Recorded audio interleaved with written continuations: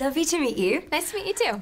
This time around, your character's gone through a bit of a transition, hasn't she? She's grown up a lot. How did you feel playing her this time around? It was fun getting to be Margot a little bit older, just because she's liking guys for the first time, and she trusts Screw now, so she's not as snotty or mean to him. And it's just fun, like, seeing them be more of a family. Like, from the start of the movie, you can tell that they've really become just a real family, and that Gru is more of a dad.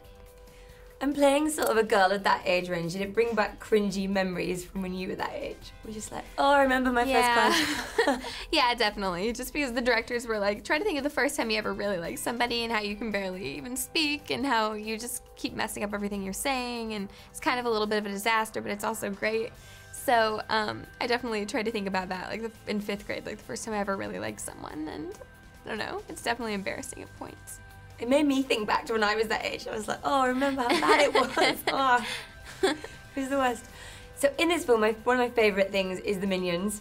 I think it's everyone's. If you could ask anyone in Hollywood to be your minion, who would you ask? Anyone to be my minion? I don't know.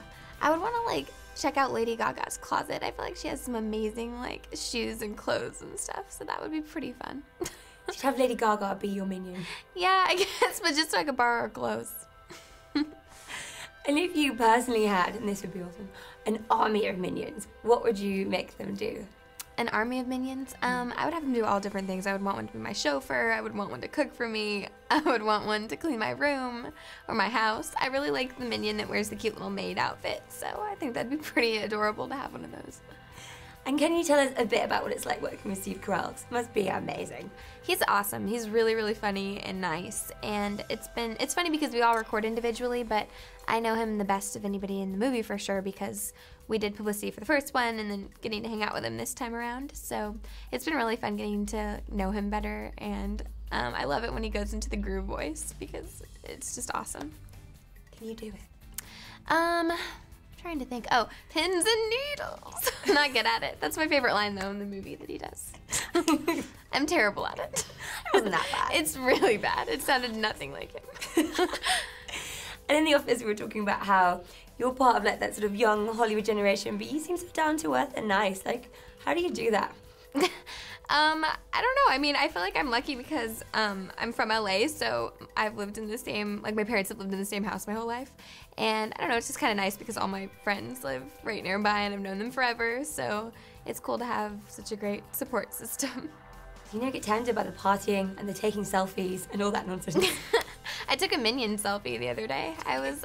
Like the elevator door opened when we were doing press and there was a minion in there, and it was kind of funny. Like we were going to a different floor and it was just me and the minion. And I kept like taking pictures. I'm sure the person inside the costume was really creeped out.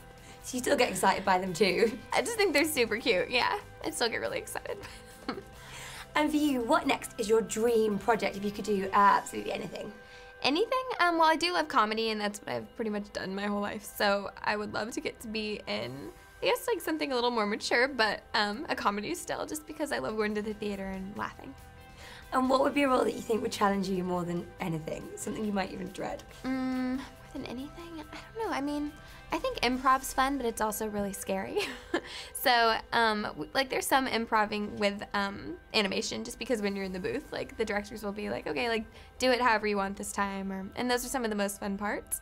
So, I guess anything where you had to improv a lot. And finally, you're in London. Amazing, good time of the year for it. Are there any UK celebs you want to, like, sort of bump into, or you'd like to see on the party scene? Let's see. Trying to think. Well, I love Emily Blunt. I think she's absolutely amazing. So that'd be really fun to meet her. In fact, are there any UK artists that you'd want to sing with? Ellie Goulding. I think she's totally awesome. Love her. She doing a duet would be cool. Yeah, she's great. I would just want to see her in concert even. I think she's so cool.